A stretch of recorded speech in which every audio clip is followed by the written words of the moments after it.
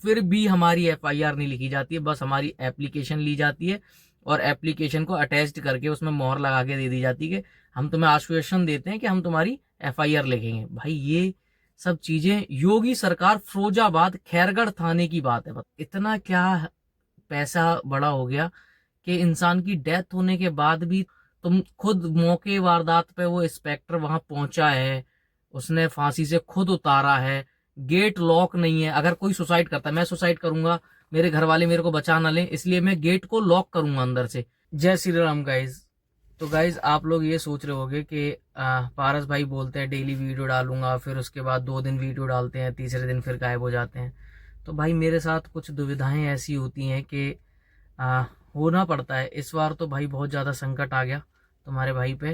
हुआ क्या, मैं 5 तारीख को शूट कर रहा था और जो 5 तारीख वाली वीडियो थी वो 7 तारीख को आनी थी, और आज 8 तारीख है, ना तो 7 को वीडियो आई ना 8 को, और कल 9 तारीख है। तो कल शायद ये वीडियो आए या हो सकता है ये परसों आए। तो भाई हुआ क्या, मैं 5 तारीख को वीडियो शूट कर रहा था, पूरा शाम तक मैंने वीडियो शूट करी, और शाम तक वीडियो शूट करने के बाद लास्ट में जहाँ पे मेरे को लास्ट ड्रॉप करना था उनको, वो जसोला में ड्रॉप करना था, और मैं एनएफसी आ चुका था। जसोला में ड्रॉप कर मतलब एनएफसी से सीधे जसोला जाना था। और जैसे ही मेरी गाड़ी में कस्टमर एनएफसी से बैठते हैं, और एनएफसी से बैठने के बाद तुरंत मेरे पास कॉल आता है मेरे घर से मेरी वाइफ का कि मेरा जो छोटा भाई है, प्रांशु का जो बड़ा भाई था, मेरे छोटे मामा का बड़ा लड़का, उसने सुसाइड कमिट कर लिया है और वो इस दुनिया में नहीं रहा, हम लोगों को छोड़ के चला गया। तो वाइफ के फ़ोन पे मतलब थोड़ा ज़्यादा घर में रोवा चिल्ली मच रही थी, तो पता नहीं चला कि एक्चुअल क्या हुआ है। तो फिर मैंने बड़े भाई भानु भैया को फ़ोन किया, उन्होंने बताया कि भाई बात सच है। फिर पापा का भी फ़ोन मेरे पास आ गया कि जल्दी आ जाओ घर। तो एनएफसी से मैंने जिन कस्टमर को बैठाया था, मैंने कहा सर अब मेरी ये कंडीशन नहीं है कि मैं आपको जसोला छोड़ पाऊँ। तो उन्होंने बोला कोई बात नहीं भाई, हम यहाँ से कैब कर लेंगे।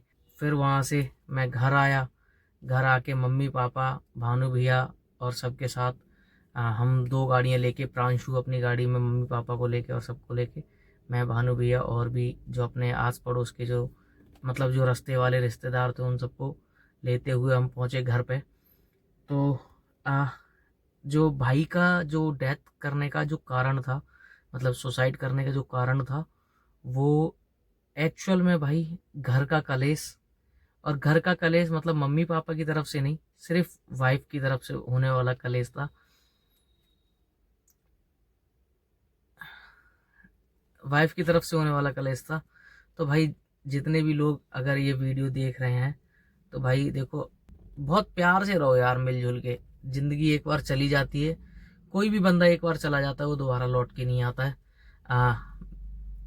हिमांशु के साथ मेरे साल के मेरे मतलब मेरे मेच्योर होने के बाद, बचपन में तो हम लोग बहुत खेले नानी के यहाँ। मैं 2 महीने की जो छुट्टी होती थी, मैं अपने गांव ना जाके नानी के यहाँ जाना पसंद करता था, क्योंकि हिमांशु, मोहित और ये भानु भैया, प्रांशु, हम सब लोग बराबर के ही पड़ जाते थे, और मेरे गांव में मेरे बराबर का कोई मतलब मेरे घर का बच्चा नहीं था। तो मैं वहां ना जाके अपनी नानी के यहाँ जाता था। तो उनके इन सब से मेरा बहुत ज़्यादा लगाव है। भानु भैया हो गए, प्रांशु, मोहित हो गए, तो इतना ज़्यादा लगाव है इन लोगों से, कुछ पूछो मत। लेकिन अब हुआ क्या कि ये प्रांशु जो हिमांशु है, प्रांशु और ये सब, तो हम लोग अब गाड़ियां चलाते हैं। पहले मैं अपना बता देता हूँ, मैं पहले एटीएम में जो कैश लाइन में हम लोग काम करते थे, हम लोग कैश डालते थे एटीएम में, मैं और हिमांशु दोनों जने। मैं पहले मेरी जॉब लगी, फिर उसके बाद हिमांशु की जॉब लगी थी, मैंने लगवाई थी। तो हम बहुत करीब हमारी 17 में नौकरी लगी थी, 2017 में दोनों जनों की। और लॉकडाउन के एंड तक हम दोनों ने ड्यूटी करी। हालांकि उसने मेरे से 10-15 दिन ज़्यादा ड्यूटी करी, मेरी उससे पहले मैंने छोड़ दी थी किसी कारण से, क्योंकि पापा को ज़रूरत पड़ रही थी साइड पे। तो मैंने उस टाइम पे मैंने छोड़ दी थी, और हिमांशु को बंदे निकाले जा रहे थे, तो उस टाइम पे उसको निकाल दिया। लॉकडाउन के शायद एंड में, शायद लॉकडाउन के शायद 2-3 महीने बाद तक भी उसने जॉब करी थी। तो बहुत लंबा जो समय था, बड़े होके भी, बचपन में तो हम लोग बहुत अच्छे थे ही साथ में, लेकिन बड़े होके जो बहुत लंबा टाइम था हमने एक साथ बिताया था। और वाइफ के कलेश के चलते हम लोगों की आपस में बात होना, मतलब उनकी वाइफ ने ऐसा कर दिया कि घर के जितने भी मेंबर जिनसे हिमांशु क्लोज था, उनसे सबसे पहले बातचीतें बंद कराई। भाई अगर इसका केस देखा जाए ना तो बहुत, मतलब ये जैसे मेरठ वेरठ के जैसे केस थे, उस टाइप का केस है इनका। और हालांकि हम लोगों ने एफआईआर वगैरह सब चीज करा रखी है। आ, बहुत, मतलब ये मान लो आप कि आपको मैं थोड़ा थोड़ा बता के समझाने की कोशिश करता हूँ कि एक्चुअल हुआ क्या था उस दिन। हिमांशु आया था रामलीला मैदान में, जो स्टॉल लगती है कैंटीन वगैरह की, उसमें काम करने के लिए। तो रामलीला खत्म हुआ, हिमांशु यहाँ से वापस लौटा, वो ड्रिंक भी कर लेता था। आ, तो ड्रिंक करके जब वो घर लौटा तो उसने जब गेट खटकाया तो उसकी वाइफ ने गेट खोलने से मना कर दिया, गेट नहीं खोला। और हिमांशु का जो घर है वो एक्चुअल में 2 मंजिल का बना हुआ है। उसकी वाइफ, हिमांशु और उसके बच्चे ऊपर वाली मंजिल पे रहते हैं, और नीचे वाले फ्लोर पे मामा जी रहते हैं। तो मामी जब मेरी गेट खोलने के लिए आगे बढ़ी तो उन्होंने फ़ोन में वीडियो बनाई बाकायदा। वो थोड़ा ज़्यादा एक्सपर्ट हैं, कम से कम हमारी नानी के पक्ष से कोई भी थाने में इस वाइफ के, मतलब हिमांशु की वाइफ के आने से पहले कोई भी थाना किसी ने देखा ही नहीं था। मतलब ऐसे निकलते बढ़ते तो देखा था, लेकिन अंदर जाके उसका थाने का जो पहला कदम अंदर रखना होता ना, वो किसी ने नहीं रखा था, मेरे नाना से लेके मामा, किसी ने भी। और हिमांशु की वाइफ ने आके इनको कम से कम 5-7 बार थाने पहुंचा दिया, कम से कम। तो भाई ये लोग डरते थे उससे, मेरे मामा वगैरह के, अभी पुलिस बुलाएगी फिर हमें भेज देगी, फिर हमें वही 10-5 हज़ार रुपए खर्च करने पड़ेंगे, फिर वही, तो ये होता रहता था इनके यहाँ।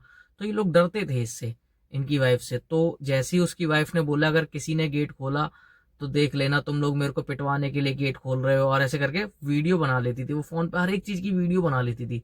तो वो वीडियो बनाने लगी कि ये देखो अब ये फिर से गेट खोल रही है और ये अब मेरे को पिटवाएगी, ऐसे करके वीडियो बनाने लगी। तो मामी ने गेट नहीं खोला, मामी ने गेट नहीं खोला। अब जो बंदा बाहर से ड्यूटी करके आएगा, और थोड़ी सी ड्रिंक भी कर रखी थी उसने, तो जब बाहर से ड्यूटी करके आएगा तो कितना ज्यादा वो रहेगा। यहाँ दिल्ली से गांव पहुंचा, अब उसने भाई क्या किया, उसने ईंट वीट मारना गेट पे शुरू कर दी। तो ईंट वीट मारना शुरू कर दी। उसकी वाइफ ने 100 नंबर कॉल मिलाया, पुलिस वाले आए, पुलिस वालों ने आके उसमें प्रांशु में 2-4 डंडे मारे। डंडे मारने के बाद गांव में जो आंगनवाड़ी होती है वहां ले जाके उससे बोल दिया यहीं सोना है तुझे आज रात में, और यहीं पे, मतलब तेरा अब आज रात में तेरे को यहीं सोना है।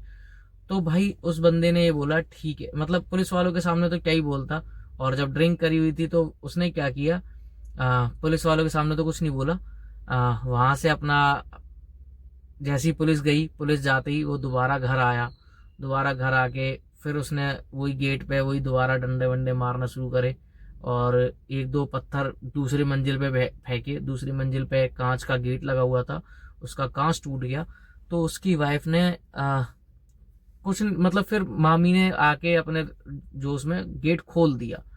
गेट खोल दिया तो वो तनफनाते हुए ऊपर की तरफ चढ़ा, और उसकी वाइफ नीचे उतर चुकी थी गेट खोलने से पहले कि गेट मत खोलना। तो उसकी वाइफ नीचे उतर चुकी थी। तो जैसे ही वो ऊपर चढ़ा, मामी अपने कमरे में घुस गई, मामा पहले से ही कमरे में बैठे हुए थे। उसने क्या किया, मामी मामा का कमरा अंदर से लॉक, मतलब बाहर से लॉक कर दिया, बाहर से कुंडी लगा दी उसकी, और मेन जो डोर होता है वो भी बंद कर दिया। और हिमांशु ऊपर चढ़ा, हिमांशु जीने पे चढ़ते चढ़ते बोल के जा रहा है कि मैं अब फांसी लगा लूंगा, मेरा जीने का कोई अधिकार नहीं है, जब मेरे घर में ही मैंने घर बनवाया, जो ऊपर की मंजिल है वो हिमांशु ने बनवाई थी। तो हिमांशु ने बोला मैंने घर बनाया, अगर मैं ही नहीं रहूंगा तो ये मैं जी के ही क्या करूंगा। तो उसने ऐसे बोला मैं फांसी लगा लूंगा। तो उसकी वाइफ उसके पीछे पीछे गई। जो मामा बता रहे हैं, मामा और मामा का जो नीचे वाला कमरा है उसके बाहर खिड़की लगी हुई है, जो वहां से सुनाई दे रहा था उन लोगों को। मामा बता रहे हैं कि इसने ऐसे बोला है कि अपने घर में वीडियो कॉल करके दिखा रही थी अपने मतलब अब मेरे भाई की सास को, या अपनी मतलब हाँ मेरे भाई की, मतलब हिमांशु की सास को वो वीडियो कॉल करके दिखा रही थी, देखो मम्मी मरने की एक्टिंग कर रहा है, मर नहीं रहा है, मरने की एक्टिंग कर रहा है। तो उसने जो भी हुआ वहां पे, जो भी हुआ, जब लास्ट में पुलिस आई है, मतलब लास्ट में पुलिस क्या आई है, खुद ही जब वो मर गया है, हिमांशु मर गया है, नीचे शोर आना बंद हो गया, मामा ने सोचा सोच आ गया होगा, लेट गया होगा। नीचे घर में किसी को नहीं पता है कि वो उसने फांसी लगा ली, ठीक है। इस औरत ने फोन करके पुलिस बुलाई है। पुलिस बुलाने के बाद पुलिस को बाहर लेने गई है। मामा को खोलना इसका दायित्व बनता है कि भाई वो अब एक्सपायर हो गया या फांसी लगाने की कोशिश कर रहा है, उसे बचा लो। कुछ भी नहीं, ना किसी पड़ोस वड़ोस वाले को चिल्लाया बुलाया, कुछ नहीं। सिर्फ गेट खोला है बाहर का, मेन गेट, और मामा अभी भी लॉक है। और गई है भगते हुए पुलिस वालों को, जैसे पुलिस वाले गांव में आ गए, एक लोकेशन उन्होंने बताई कि मैं यहाँ खड़ा हूँ, हौदी बनी हुई है वहां पे एक पानी की। तो उसने बोला मैं पानी की हौदी के पास खड़ा हूँ, तो वहां गई है। वहां जाके पुलिस वालों को बुला के लाई है। पुलिस वालों से 5-7 कदम आगे आई है। और आगे आते ही जैसे ही अंदर घुसी है, अंदर घुसते ही मामा का जो रूम है, वो घर में अंदर घुसते ही एंट्री करते ही है, तो एंट्री करते ही वो गेट खोल दिया उसने मामा का। और मामा का गेट से निकलना हुआ, पुलिस वालों का गेट के अंदर घुसना हुआ। और पुलिस वाले को ये नहीं बताया गया कि ऐसे ऐसे फांसी, अब मेरे को नहीं पता कि क्या एक्चुअल बताया गया पुलिस वाले को। पुलिस वाला मामा से कुछ पूछना चाह रहा था तो उसने पूछने नहीं दिया, उसने बोला साहब ऊपर आ जाओ। तो पुलिस वाला जीने पे चढ़ा है, मामा साथ में पीछे से जीने पे चढ़े। उसने, पुलिस वाले ने इशारा किया ऊपर आओ, वरना मामा ऊपर भी नहीं जाते, क्योंकि वही है, खौफ है उसका। तो मामा पुलिस वाले के साथ ऊपर चढ़े हैं। जब ऊपर चढ़े हैं तो मामा ने देखा है वहां लटके हुए, तब वो रोए चिल्लाए हैं, तब गांव के और लोग वहां पे आए हैं। पुलिस वाले ने पकड़ के ऊपर उठाया है। और जो उसने फांसी लगाई थी, ना कोई रस्सी थी, और पंखे की पंखुड़ी में, अब बताओ भाई, कम से कम उसमें 60 किलो वजन, मेरे से लंबा था, कम से कम 6-7 इंच लंबा था, 6 फुट का था वो पूरा, तो 6 फुट से प्लस था वो। तो पंखे की पंखुड़ी में साड़ी बंधी हुई है, और कोई ऐसे फंदा बनाया नहीं है, ऐसे लपेट के और ऐसे लटका हुआ दिखाया हुआ है उसमें कि ऐसे लटका था, मतलब जो लोगों ने बताया, मेरे को नहीं पता। और मौके वारदात पे पुलिस ने वीडियो बनाई, और वो वीडियो उन्होंने मेरे को नहीं दिखाई कि कैसे क्या था। तो जो उसकी जो लंबाई है, बेड, अगर बेड से और उसकी लंबाई भी देखी जाएगी ना, तो ऐसे हाथ टच हो जाएगा उसका। हाथ ऐसे टच होगा, कोहनी ऐसे बैंडी रहेगी और ऐसे हाथ टच हो जाएगा। तो मतलब कोई भी पूरे गांव का मानने का राजी नहीं है कि इसने फांसी लगाई होगी। अब पुलिस वालों का क्या नजरिया है, पुलिस वाले एफआईआर उन्होंने जो लिखी है वो ना लिखने के बराबर है, कि चलो ठीक है, वो भी बात टालना चाह रहे हैं कि जैसे तैसे ये केस ना बढ़े।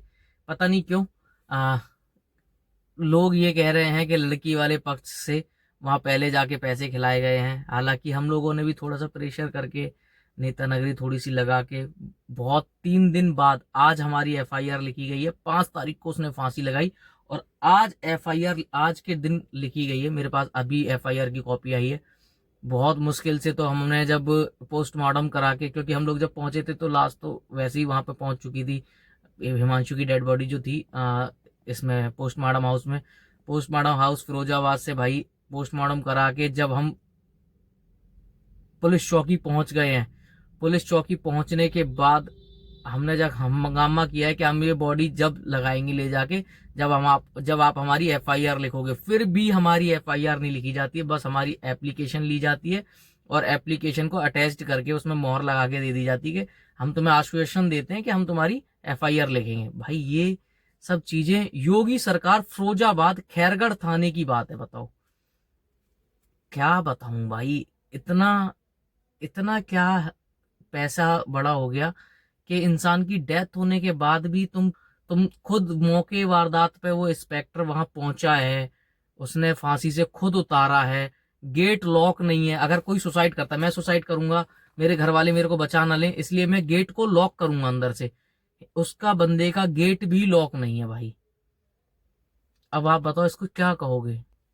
तो चीजें कई सारी हैं, और बहुत सारे और जो एफआईआर लिखी गई है वो किस बेस पे लिखी गई है, क्योंकि पहले जो ये इसकी जो वाइफ है, ये इनको पूरे मामा और इन सबको जलील करने के लिए, हिमांशु का जो फेसबुक अकाउंट था वो उसकी वाइफ चलाती थी। तो मामा वगैरह को जलील करने के लिए ये क्या करती थी, ये अपना वो मामा वगैरह को जलील करने के लिए और हिमांशु को जलील करने के लिए, हिमांशु के जो स्टेटस पे बहुत भद्दी भद्दी गालियां देके इन लोगों को कि तुम ना मर दो, तुम पे हम मेरे को मेरी देख रेख नहीं करी जा रही है, मेरे बच्चे की देख रेख नहीं करी जा रही है, ऐसे करके। और भाई पूरा गांव जानता है मामा, हिमांशु तो छोड़ो, मामा कितना कुछ कर रहे थे उसके लिए। मतलब 5-5 किलो चीनी लेके आ रहे हैं, तो चीनी को क्या कर रही है, पानी में ऐसे घोल के और बाहर बहा दे रही है। और 500 रुपए की बता रहे हैं, परसों नर्स से चूड़ी लेके आई है और कल इसने हाथ में चूड़ी तक नहीं पहन रखी थी, और यूं बोला हमारे पास है ही नहीं। तो गांव वाले भी देखते हैं, अब कोई गांव में क्या है, कोई सामान लेके जाओगे तो इंसान टोकता है, पहले शहरों में भी टोकते थे, अब गांव में है टोकता है कि इतना सामान कहाँ ले जा रहे हो, ऐसे करके बोलते हैं गांव में कि आज क्या बनेगा, ऐसे करके। तो डेली सब्जी और ये सब ले जाना, और कभी भी उनका ये कहना है कि हमें कभी सब्जी देखने को नहीं मिलती, ये नहीं मिलता, वो नहीं मिलता। तो भाई बहुत सारी चीजें हैं जो गांव वालों ने तो इतना सपोर्ट किया, तब जाके हमारी अब एफआईआर लिखी गई है। अब पता नहीं इस केस में क्या होगा क्या नहीं होगा, पकड़ी जाएगी बचेगी। अब फिलहाल उनके मायके वाले आके उन्हें ले गए, और मायके वाले उल्टा लड़ रहे हैं वहां खड़े होके, अरे कोई एक्सपायर हुआ है ये तो देखो। तुम जमीन के पीछे लड़ रहे हो कि बॉडी जब लगाई जाएगी, जब जो हिमांशु का हिस्सा है वो इसकी वाइफ के नाम पे लिख दिया जाएगा। तब भाई मेरे को गुस्सा आया। फिर मैंने, मतलब तब तक मैं तो बहुत कूल डाउन आदमी हूँ, मैं अपने भाई के मातम दुख में था। और फिर जब ये सब चीजें तो चल ही रही थी दिमाग में कि गलत किया है, फिर भी मैं बहुत ज्यादा कूल था। लेकिन जब उस बोलो ना हिस्सा ये वो, मैंने कहा यार ये बॉडी यहाँ रखी हुई है, तुम हिस्से के पीछे। तब मैंने उनके साले वालों पे हाथापाई करी। पुलिस वहां पे पहले से थी, फिर वो भगाए गए वहां से, तो वो अपनी लड़की को लेके चले गए वहां से। अब देखो क्या होता है, क्या प्रभु की माया है, और क्या ये कानून व्यवस्था है, क्या योगी जी की सरकार है क्या होगा। बाकी सारे प्रूफ पुलिस वालों के पास अभी भी हैं, शुरू से लेके एंड तक। जो वहां पे वो गए थे, फांसी जो उन्होंने लगी देखी, उसकी सबकी वीडियो है। पुलिस वाले वहां पे राकेश नाम है शायद, राकेश कुमार पुलिस वाले का नाम है। तो इंस्पेक्टर जो है थाना थाना खैरगढ़। तो देखो क्या होता है।